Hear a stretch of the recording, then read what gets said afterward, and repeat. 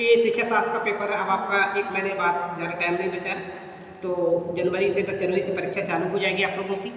तो शिक्षा शास्त्र में आपकी ये जो है पहला पेपर है, ये शिक्षा की अवधारणा, ये किताब है आपके सामने, शिक्षा की अवधारणात्मक रूपरेखा। तो ये आप ले सकते हैं, अगर मॉडल पेपर भी सपोर्ट के लिए ले सकते हैं। लेकिन मैं जो चीज़ बताने जा रहा हूँ बहुत इम्पोर्टेंट है। वो इम्पोर्टेंट किस तरीके से, बच्चों को ये नहीं पता होता है कि हम कौन सा क्वेश्चन पढ़ें। तो आपके पास मैं वो क्वेश्चन डाल रहा हूँ, 75 नंबर का पेपर होगा आपका, आपको 3 घंटे के अंदर वो पेपर देना है। तो इसमें पैटर्न क्या होगा वो चीज़ मैं आपको बता दूंगा, साथ में आपको बताऊंगा कि क्वेश्चन क्या हो सकते हैं।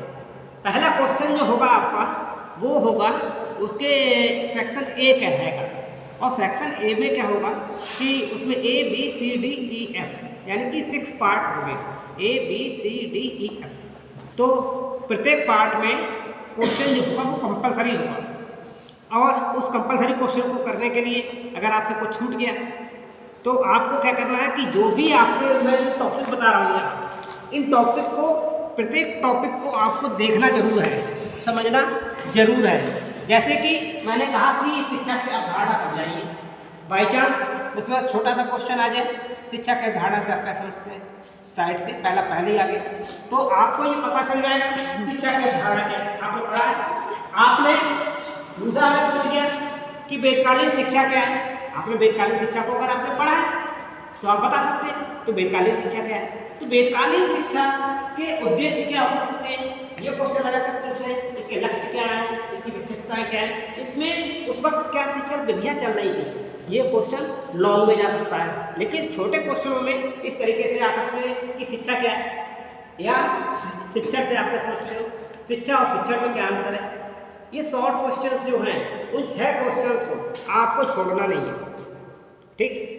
और जैसे आप बहुत प्यारे सुंदर से हो, ऐसे ही आपका राइटिंग बहुत सुंदर सा होना चाहिए, है ना, कि बहुत अच्छी तरीके से हेडिंग डालिएगा, बहुत सुंदर तरीके से लिखने की कोशिश कीजिएगा, जो मटेरियल है उसको पूरे को समझ जाइए, दिमाग में रख लीजिए, आपको जवाब मांग कह रहा है, आप जवाब दे कह रहे हैं, इस चीज़ को फोकस देना होगा। कंप्यूटर से कॉपी चेक होगी, तो ये 6 क्वेश्चन जो है शुरू से लेकर के आखिर तक पूरे सिलेबस से कहीं से भी आएंगे। तो मैं ये चाहता हूँ कि आपसे कोई चीज़ छूटे नहीं। तो वो 6 यानी कि 18 नंबर का अगर पार्ट है, पूरे 18 लेना, आपकी कोशिश रहेगी 75 में से 75 लाने हैं। मेरा ये स्टूडेंट बैठा हुआ है, ये 75 में से 75 अब तक लाया, फर्स्ट सेमेस्टर में भी लाया, सेकंड सेमेस्टर में भी लाया, और अब थर्ड सेमेस्टर में ये रिकॉर्ड बनाना है।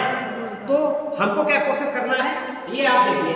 फिर तीसरा, पहला क्वेश्चन आएगा इन्हीं में टोटल जो मैं ब्लैक बोर्ड पर दे रहा हूँ, जिस ट्रिक से मैंने लिखा है, ये क्वेश्चन से अलग कोई क्वेश्चन नहीं आएगा तुम्हारे लिए, इन्हीं में से आएगा।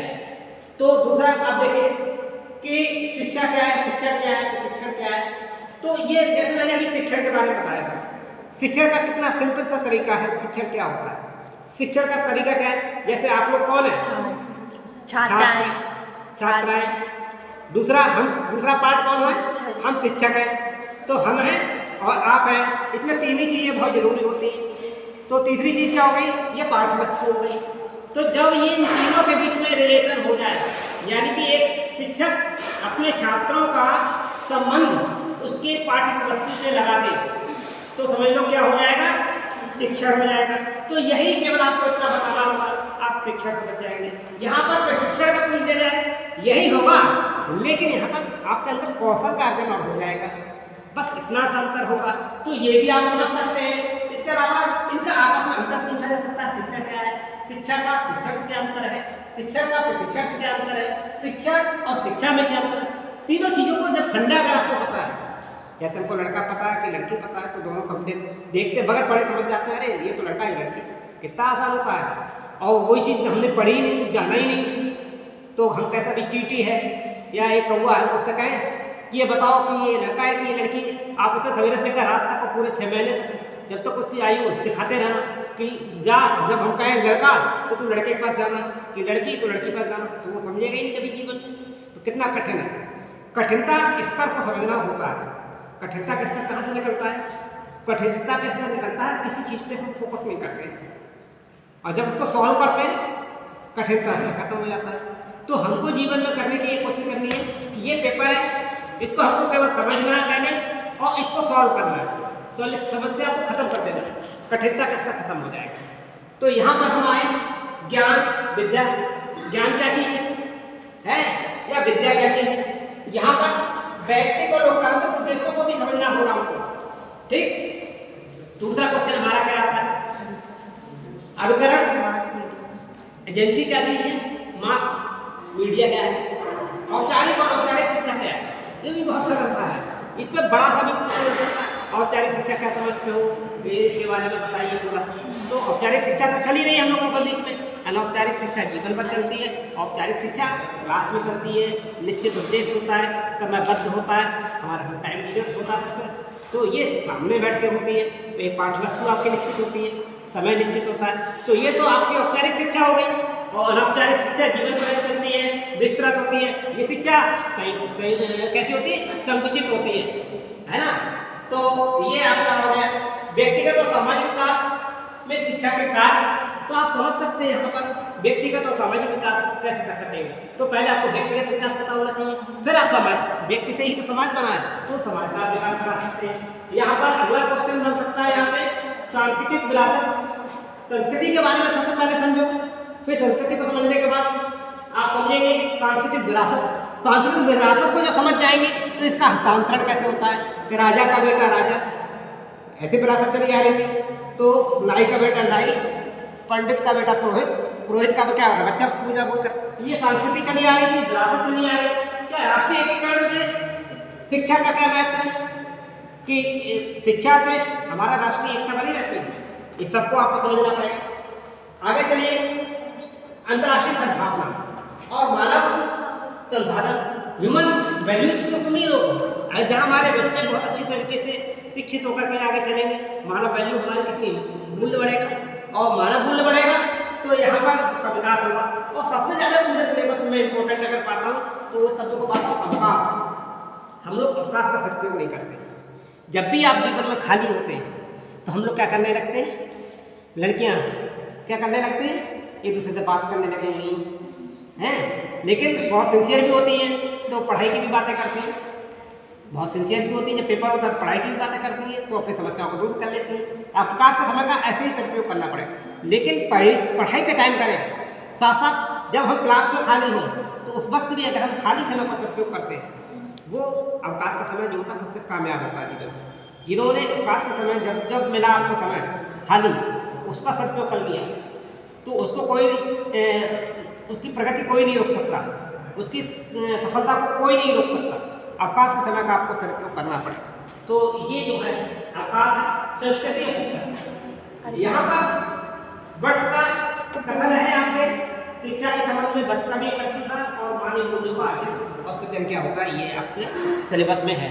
तो सभी चीज़ को आपको थोड़ा थोड़ा समझना पड़ेगा, बगैर समझे आप इस नदी से पार नहीं कर पाएंगे परीक्षा की जो समय है। इसका अपने ऊपर टेंशन भी नहीं पालनी है। जिसने टेंशन ले ली वो मर जाएगा, जीवन नहीं उसका हाथ में। क्योंकि समस्या का समाधान करोगे टेंशन आएगी नहीं, समाधान हो गया समस्या खत्म हो गई। फिर भारतीय संविधान की प्रस्तावना प्रेमबिल, मैं प्रेमबिल के बारे में बता रहा, मैंने आप लोगों से प्रेमबिल बनवाई, संविधान की प्रस्तावना बनवाई हम भारत के लोग वाली, तो वो आपके प्रैक्टिकल में भी है, आपके असाइनमेंट में भी है।